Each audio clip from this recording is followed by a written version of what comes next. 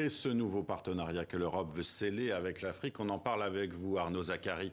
Vous êtes le secrétaire général du Centre national de coopération au développement en Belgique. Arnaud Zacharie, comment interprétez-vous cette promesse de 150 milliards d'euros d'investissement de l'Europe en Afrique? Y a-t-il, selon vous, la crainte de la concurrence russe ou chinoise? On ne peut que saluer le fait que l'Union européenne veuille investir 150 milliards en Afrique sur les 300 milliards du projet Global Gateway. Maintenant, il y a des limites à l'exercice. En réalité, l'Union européenne et la Commission mettent 36 milliards sur la table dans l'espoir d'avoir un effet de levier, notamment avec des investissements privés. Donc cet effet de levier de 1 à 5 est tout à fait hypothétique. Et puis, comme vous l'avez dit, on a l'impression d'un projet qui est pensé depuis l'Europe sans mettre les Africains autour de la table. D'ailleurs, il est justifié par le fait qu'il faut contrer l'influence de la Chine et de la Russie en Afrique. On préférerait qu'ils soient motivés par l'objectif de créer un espace de développement durable euro-africain dans l'intérêt certes des Européens mais aussi des Africains. Est-ce que justement, avec le retrait de la France et de ses partenaires européens au Mali, la question de la sécurité ne risque-t-elle pas d'être très présente, peut-être trop présente lors de ce sommet, selon vous ? Si, tout à fait. La question sécuritaire est évidemment importante, mais elle est de nouveau pensée depuis des intérêts européens bien souvent. Et ce qu'il faut, c'est trouver des emplois décents à cette jeunesse africaine. On sait qu'il y a un boom démographique en Afrique, donc il faut éduquer, former ces jeunes, et il faut leur trouver un emploi décent. Autrement, les questions sécuritaires vont continuer à poser problème dans tous les centres urbains. 5 ans d'attente entre le dernier sommet Afrique-Europe à Abidjan et celui de Bruxelles aujourd'hui, c'est long, je le disais. Alors il y a eu bien sûr la pandémie, mais du côté des pays africains, qu'attend-on exactement de ce partenariat renouvelé avec l'Europe ? Du côté africain, il y a des demandes à court terme, notamment en termes de santé par rapport à la pandémie de Covid-19, mais aussi par rapport aux autres pandémies, puisqu'on le sait, malheureusement, en Afrique, le Covid-19 n'est qu'une pandémie parmi d'autres. On sait qu'il y a la demande, notamment de l'Afrique du Sud, mais de l'ensemble des pays africains, d'avoir un transfert des technologies, d'avoir la levée des droits de propriété intellectuelle à l'Organisation mondiale du commerce. Mais malheureusement, l'Union européenne est quasi le seul membre de l'Organisation mondiale du commerce à refuser de lever ses brevets, et donc on se retrouve dans une situation où 9 Africains sur 10 n'ont pas été vaccinés aujourd'hui et où pas plus tard qu'hier a été dénoncé le fait que la Commission européenne a dû jeter purement et simplement 55 millions de doses de vaccins qui étaient prévues pour les pays africains, tout simplement parce que ces doses étaient périmées. Donc les Européens, comme tous les pays riches, ont précommandé de quoi vacciner plusieurs fois sa population, se retrouvent avec trop de doses, mais qui ont une date d'expiration.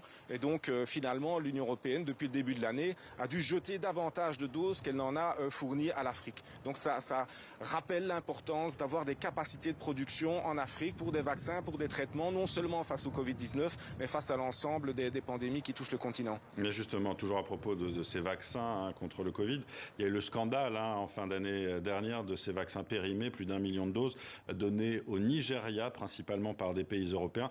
Ça entame la confiance quand même, ça, entre l'Europe et l'Afrique, non ?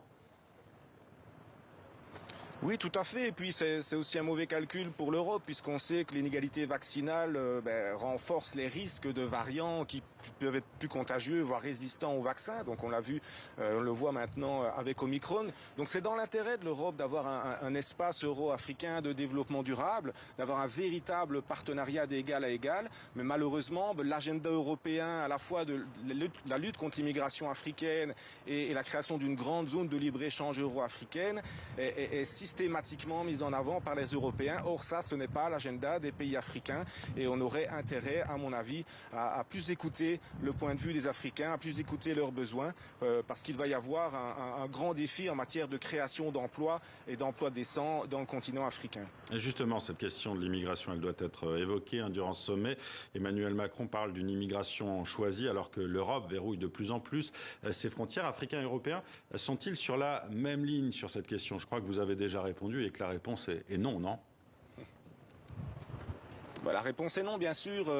Bon, s'il y avait encore une immigration choisie, mais la priorité européenne, c'est en fait d'externaliser la gestion de ces frontières auprès de pays africains notamment. Et on voit comment la gestion de nos frontières est sous-traitée aux gardes-côtes libyens qui ne respectent pas le droit international. Et donc, de facto, l'Union européenne ne respecte pas les valeurs qu'elle est censée respecter.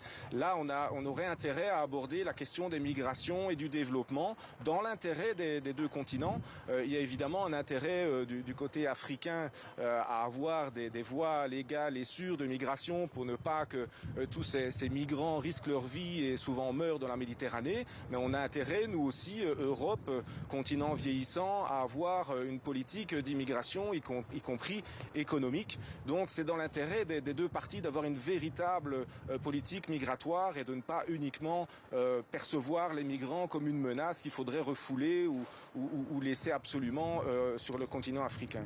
Merci Arnaud Zacharie d'avoir été en direct avec nous depuis Bruxelles pour nous parler de ce sommet Afrique-Europe.